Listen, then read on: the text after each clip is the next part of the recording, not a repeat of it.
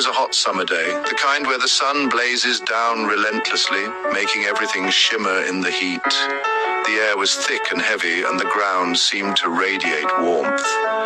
Our protagonist, a bald man, was feeling the full brunt of the sun's rays on his exposed head, and to make matters worse, a pesky fly had decided to make him its target. Sound familiar? It was one of those scorching summer days where even the slightest movement felt like a chore. Our bald hero was on a long journey, trudging along a dusty path with the sun beating down on him. His feet were sore and his throat was parched. Exhausted, he finally found a nice shady tree, its branches offering a cool respite from the relentless sun.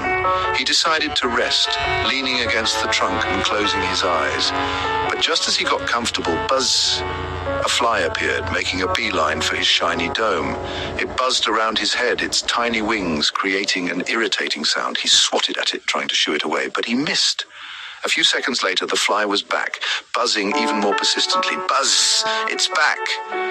Now the man was getting frustrated. His peaceful rest was being disrupted by this tiny, relentless creature. Every swat was like a game of whack-a-mole he couldn't win. The fly seemed to be mocking him, dodging his every attempt, and then it happened. The fly bit him.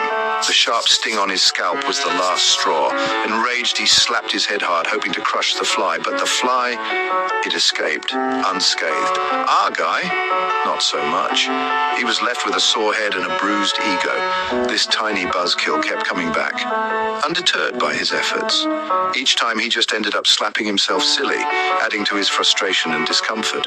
The more he tried to get rid of the fly, though, he did just that. He closed his eyes, took a deep breath, and let the fly buzz around without reacting. He relaxed, took a deep breath, and pretended the fly didn't exist. It was difficult at first, but he persisted. And guess what?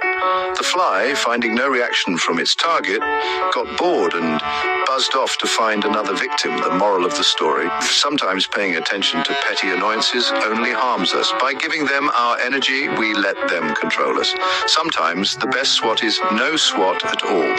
By choosing to ignore the small irritations, we can find peace and focus on what truly matters. Our bald hero learned a valuable lesson that day under the shady tree, and so can we, by not letting the little things get